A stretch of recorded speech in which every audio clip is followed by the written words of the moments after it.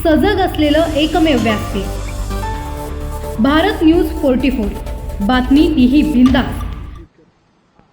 देखिए, कल शिवसेना के मुख्य नेता और महाराष्ट्र के उप मुख्यमंत्री कल दिल्ली गए थे, ये सबको पता है। क्यों गए थे मैं बताना चाहूंगा। सुप्रीम कोर्ट में जो केस चल रहा है उस संदर्भ में उनको सीनियर काउंसिल के साथ एक मीटिंग करनी थी, इसके लिए गए थे और तभी उनको पता चला कि कल ही राजनाथ सिंह जी का जन्मदिन है, तो उनसे मिले। अब संजय राउत जो उबाठा का भोंगा है, जो हमेशा झूठ बोलता है, उसने सरेआम झूठ बोला। उसने अपने ट्वीट में कहा है कि अमित शाह जी से गुरु पूर्णिमा के मौके पर मिलने गए। संजय राउत सांसद हैं, उनको इतना नहीं पता था कि कल रांची में पूर्वी राज्यों के परिषद का सम्मेलन हो रहा था और वहां पर गृह मंत्री अमित शाह जी थे। तो बगैर किसी सिर पैर के, बगैर किसी तथ्य के, बगैर किसी सबूत के, जानबूझ के एकनाथ शिंदे जी के खिलाफ संजय राउत और पूरी उबाठा एक कैंपेन चलाती। मैं एक बात ही कहना चाहूंगा, ये सब कैंपेन क्यों चल रहा है? कैंपेन इसलिए चल रहा है क्योंकि पूरे महाराष्ट्र में इस समय मराठी भाषिकों के मान सम्मान के लिए अगर कोई पूरी ताकत से लड़ रहा है और उभर करके आया है, वो है एकनाथ शिंदे जी। एक नए ब्रांड करके मराठी लोगों के पालनहार के ब्रांड बनकर के उभरे हैं।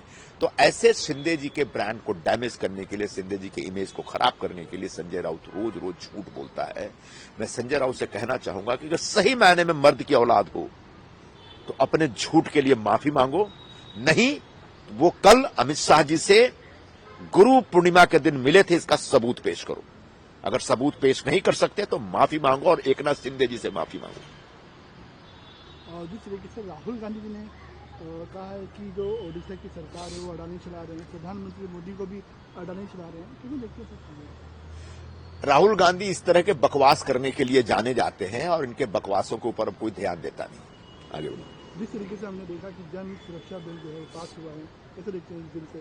अर्बन नेशनल जन सुरक्षा विधेयक पूरे महाराष्ट्र में एक शांतिप्रिय वातावरण हो और तथाकथित तौर पर नागरिकों के अधिकार के नाम पर या अपने वैचारिक आग्रहों को लेकर के जो लेफ्ट ओरिएंटेड, खासकर लेफ्ट ओरिएंटेड जो संगठन है, वो महाराष्ट्र में उत्पात न मचाए, अराजकता न पैदा करें, उसको नियंत्रित करने के लिए कानून बनाया गया। ऐसे बहुत सारे संगठन हैं जो सामने से लगता है कि ये मजदूर यूनियन है, किसान यूनियन है या गरीब लोगों की सेवा कर रहे हैं, लेकिन पता चलता है कि इनको फंडिंग कहीं और से आ रही है और ये जानबूझ के प्रदेश के माहौल को अशांत करने के लिए, प्रदेश के माहौल को खराब करने के लिए एक मुद्दे के ऊपर एक अभियान चलाते हैं, आंदोलन चलाते हैं।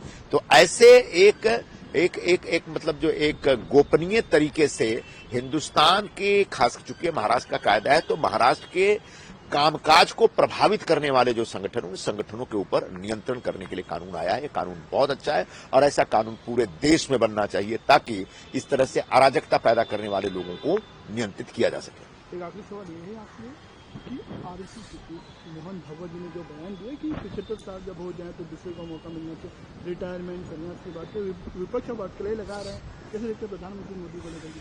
देखिए, ऐसा कहीं नहीं लिखा गया है कि कौन सा व्यक्ति किस उम्र तक किस पद पर रहेगा। ये कोई सरकारी नौकरी नहीं है। जब तक कोई व्यक्ति जनता के बीच लोकप्रिय है, उसको पूरी तरह से जन सामान्य की सेवा में लगे रहना चाहिए।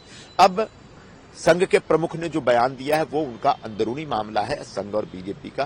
तो उस अंदरूनी मामले के बारे में हमको अपनी बहुत ज्यादा राय नहीं रखनी है, लेकिन मैं इतना अवश्य विश्वास करता हूं कि हर व्यक्ति को अपने लोकप्रियता के आधार पर, लोगों के बीच जो उनका सरोकार है, जो जनसंपर्क है, उसके आधार पर जब तक काम कर सकते हैं, जब तक उनका शरीर साथ देता है, काम कर सकते हैं। अशाच नवनवीन अपडेटसाठी बघत रहा भारत न्यूज 44, सत्याचा प्रकाश, बातम्यांचा विश्वास।